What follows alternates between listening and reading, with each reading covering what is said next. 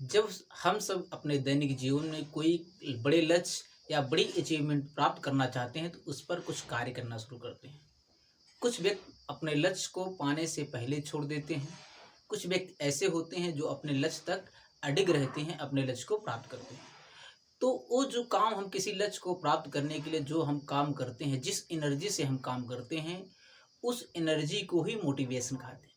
हर आदमी जब कोई न कोई काम करता है तो किसी न किसी मोटिव होता है उसका, किसी न किसी उसके अंदर मोटिवेशन काम करता है जिससे वह कार्य को आसानी से कर सकता है। जैसे मैं इस समय टीचिंग कर रहा हूँ, तो मेरे अंदर एक मोटिवेशन है कि मैं आगे चलकर और अच्छा से इसको कर सकता हूँ। तो हर आदमी जैसे एक कोई स्टूडेंट हुआ, पढ़ाई करता है तो उसके अंदर कुछ न कुछ मोटिवेशन काम करते हैं जिससे वह अपने लक्ष्य को आसानी से प्राप्त कर ले सकता है।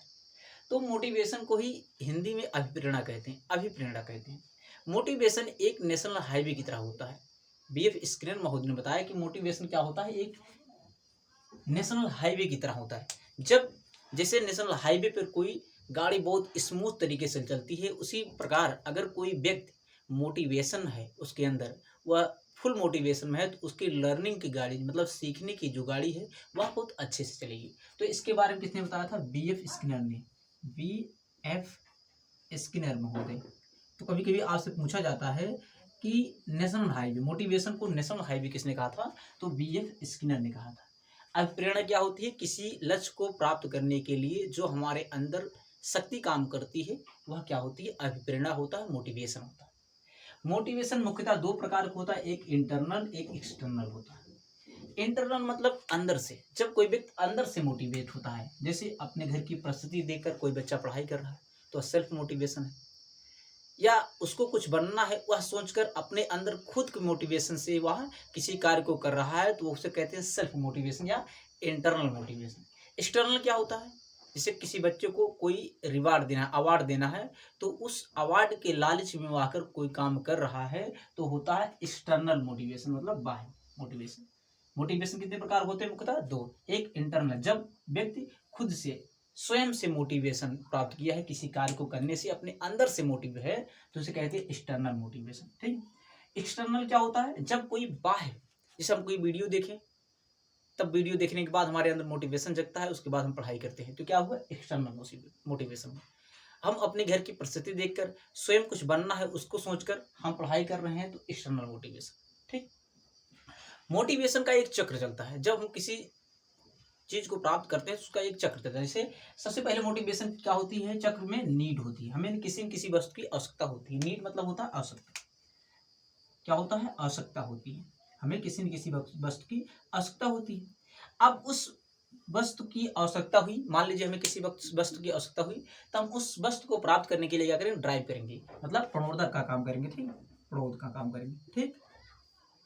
अब जब हमारे अंदर कोई भी किसी किसी वस्तु की इच्छा हुई तो हमारी आवश्यकता नीड हुई, हम उसके लिए क्या करेंगे? ड्राइव करेंगे, प्रणोदक का काम करेंगे। फिर हमारे अंदर आयोजन, उस वस्तु को प्राप्त करने की आग जगेगी। आयोजन मतलब होता है आग जगना या उत्साह जगना। ठीक है, तो आग लगना, आग लगना या अंदर कह सकते उत्साह जगना, अराउजल, उत्तेजना हो जाना, उत्तेजना की अवस्था होना। ठीक है, जैसे हमें किसी वस्तु की आवश्यकता हुई, मान लीजिए हमें नीड है कि हम पढ़ लिख कर आईएएस बनेंगे, तो हमारी क्या है? नीड है। अब उसके लिए हम क्या करेंगे? ड्राइव करेंगे या प्रोडक्ट हमारे अंदर जगेगा। उसके बाद अराउजल होगा, अराउजल मतलब आग, नया उत्तेजना पैदा होना कि हम कितने घंटे अधिक से अधिक पढ़ेंगे।